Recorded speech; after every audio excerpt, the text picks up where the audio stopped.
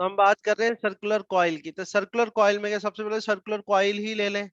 ठीक है, तो कॉइल बना लेते हैं अपन एक, और इस तरह से अपन ने एक सर्कुलर कॉइल बनाई। ठीक है, ये जो है ये सर्कुलर कॉइल बनाई, और इस कॉइल में क्या करते हैं, नीचे सर्किट पूरा कर लेते हैं। ठीक है, तो सर्किट पूरा करने के लिए क्या करते हैं, एक की लगा लेते हैं, स्विच या की लगा लेते हैं यहाँ पे, और क्या करते हैं, एक बैटरी या सेल लगा लेते हैं। ये बैटरी या सेल लगा दिया आपने। मैं आपको मेथड बताऊंगा जिसमें अगर करंट की डायरेक्शन बदल भी जाती है तो आपको कोई फर्क नहीं पड़ना, आप आराम से ड्रॉ कर लोगे। इसको कनेक्ट कर दो, ये प्लस टर्मिनल है, माइनस टर्मिनल है, तो देखो करंट जो फ्लो होगा प्लस से माइनस होगा, प्लस से माइनस होगा, तो यहाँ से तो करंट जाएगा, यहाँ से बाहर आ जाएगा। कोई दिक्कत नहीं है आपको यहाँ तक? कोई प्रॉब्लम नहीं है, करंट यहाँ से एंटर होगा, यहाँ से बाहर आ जाएगा। ठीक है, अभी अपन को इसके लिए मैग्नेटिक फील्ड लाइन ड्रॉ करनी, तो क्या करना है, एक मेथड तो मैं आपको बता रहा हूँ, इधर से देखो। तो आप क्या करो, इसका स्मॉल एलिमेंट ले लो, स्मॉल एलिमेंट, या आपने स्मॉल एलिमेंट ले लिया, तो ये स्मॉल एलिमेंट इतना स्मॉल है कि आप इसको स्ट्रेट वायर मान सकते हो। क्या मान सकते हो इसको? स्ट्रेट वायर मान सकते हो। ठीक है, हमने क्या करा, कॉइल का एक स्मॉल एलिमेंट ले लिया, और उस स्मॉल एलिमेंट में इतना स्मॉल एलिमेंट है कि आप इसको ये कह सकते हो कि भाई ये एक स्ट्रेट वायर है। तो अगर ये स्ट्रेट वायर है तो इसमें करंट की डायरेक्शन तो मुझको पता है, तो करंट की डायरेक्शन तो मुझे पता है। ये करंट की डायरेक्शन कैसी हो गई बेटा, ये अपवर्ड हो गई करंट की डायरेक्शन। तो मुझे बताओ कि इसकी वजह से जो मैग्नेटिक फील्ड लाइंस ड्रॉ होंगी, आप अच्छे से अभी पीछे से पढ़ के आओगे, जो मैग्नेटिक फील्ड लाइंस होंगी वो क्या होंगी, कॉन्सेंट्रिक सर्कल्स होंगी। तो आप ये कॉन्सेंट्रिक सर्कल्स बना दोगे, ये कॉन्सेंट्रिक सर्कल्स बनाए, ये कॉन्सेंट्रिक सर्कल्स, तो ये कॉन्सेंट्रिक सर्कल्स बन गए।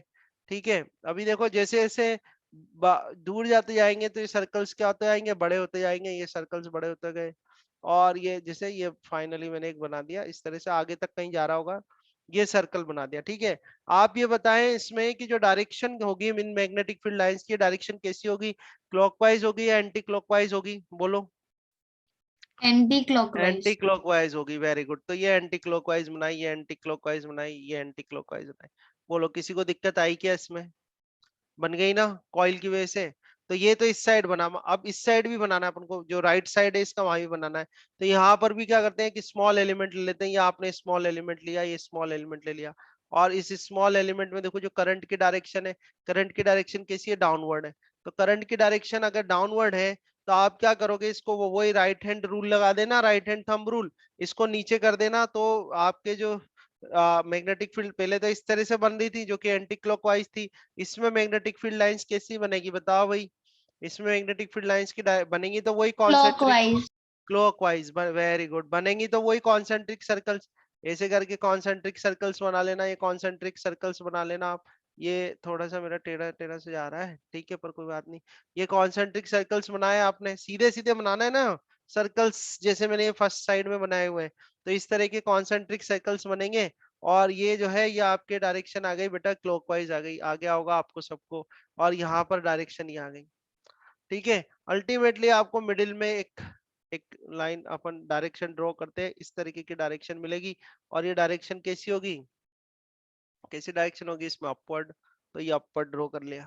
आया समझ में? कितना आसान है बोलो, इजी है कि नहीं है? बन गई ना, बन गई मैग्नेटिक फील्ड लाइंस आपकी, और ये करंट की डायरेक्शन, इस कॉइल में करंट की डायरेक्शन हो गई, ये कॉइल में करंट सर की ये अपने डायरेक्शन बीच होगी। में क्या बनाया है? बीच में ये भी मैग्नेटिक फील्ड लाइन ही है ना, ऐसे बढ़ती जाएगी ना, ये तो कहीं तो मिलेंगी इधर आके।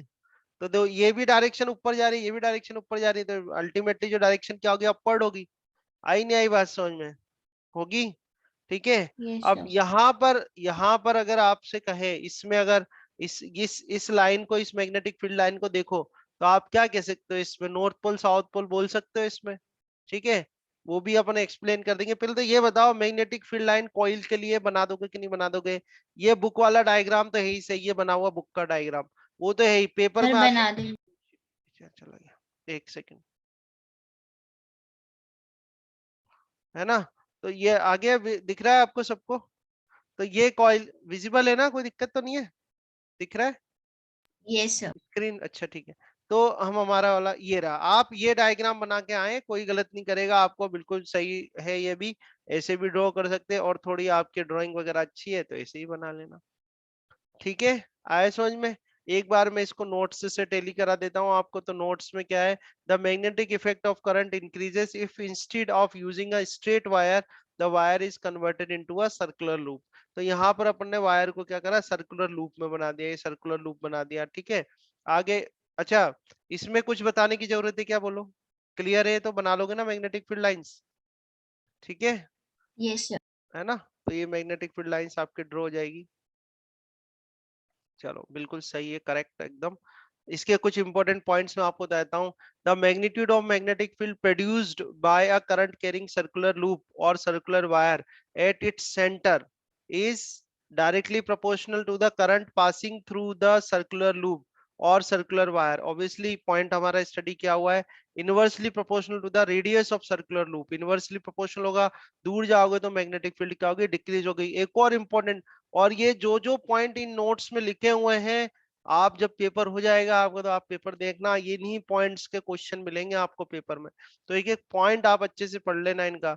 The strength of magnetic field can increased by taking a circular coil consisting of a number of turns of insulated copper wire closely wound together.